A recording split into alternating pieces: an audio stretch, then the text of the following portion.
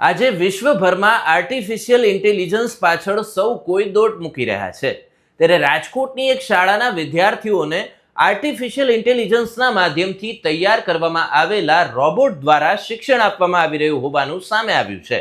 શાળામાં અભ્યાસ કરનારા 550થી પણ વધુ બાળકોને રોબોટ દ્વારા અભ્યાસ કરાવવામાં આવે છે, ત્યારે શાળામાં રોબોટના માધ્યમથી વિદ્યાર્થીઓના જ્ઞાનમાં તેમજ તેમની શાળાની હાજરીમાં પણ ઉત્તરોત્તર વધારો જોવા મળી રહ્યો છે.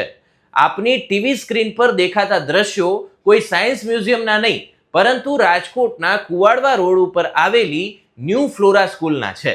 અહીંના વિદ્યાર્થીઓને છેલ્લા 15 દિવસથી આર્ટિફિશિયલ ઇન્ટેલિજન્સના માધ્યમથી તૈયાર કરવામાં આવેલા રોબોટ દ્વારા ગુજરાતી, હિન્દી, સોશિયલ સાયન્સ, અંગ્રેજી ગ્રામર તેમજ જનરલ નોલેજ સહિતના વિષયો શીખવવામાં આવી રહ્યા છે.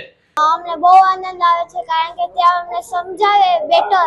રોબોટ અમને જે આપણે ક્વેશ્ચન કરે તેનો તરત આન્સર એનો દઈ દે. રોબોટના આવવાથી વિદ્યાર્થીઓમાં શાળાએ આવવા માટેની ઉત્સુકતામાં પણ વધારો થયો છે, તેમજ શાળાએ આવનારા બાળકો રોબોટને પ્રશ્ન પૂછીને પોતાના પ્રશ્નોના જવાબ પણ મેળવી રહ્યા છે.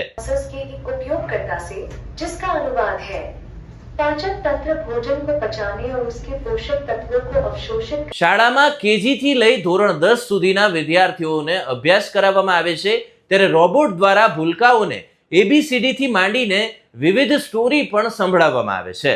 ધોરણ 5 થી 7ના વિદ્યાર્થીઓને જુદા જુદા વિષયો પણ ભણાવવામાં આવી રહ્યા છે, ત્યારે શાળાના પ્રિન્સિપાલ જેવિન લક્કડનું કહેવું છે કે 1 વર્ષ પૂર્વે યુટ્યુબના માધ્યમથી રોબોટ દ્વારા શાળામાં વિદ્યાર્થીઓને અભ્યાસ કરાવી શકાય તે અંગે તેમને માહિતી મેળવી હતી. આ વિચાર અમને જ્યારે અમે યુટ્યુબમાં રેન્ડમ વિડીયોઝ જોતા હતા તો એની અંદર એક વિડીયો આવ્યો રોબોટનો, તો એનાથી અમને વિચાર આવ્યો કે આપણે પણ આ સ્કૂલની અંદર ડેવલપ કરવું જોઈએ, અને એના ઉપરથી જે હાર્ડવેર છે એ બહારનું છે, લાઈક થર્ડ પાર્ટી, પણ જે સોફ્ટવેર છે અને જે કોડિંગ છે એ અમારું જાતે કરેલું છે. જે માહિતીના આધાર પર શાળામાં જ રોબોટ બનાવવાનું નક્કી કર્યું હતું, ત્યારે રોબોટને તૈયાર કરતા અંદાજિત 6 મહિના જેટલો સમય લાગ્યો હતો, તેમજ 2.5 લાખ જેટલો ખર્ચ થયો હોવાનું તેઓએ જણાવ્યું છે.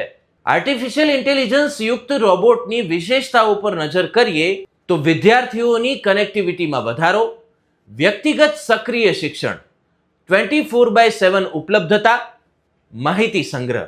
તો શાળાનો આ વિચાર તમને કેવો લાગ્યો તે કોમેન્ટમાં જરૂરથી જણાવશો. નમસ્કાર.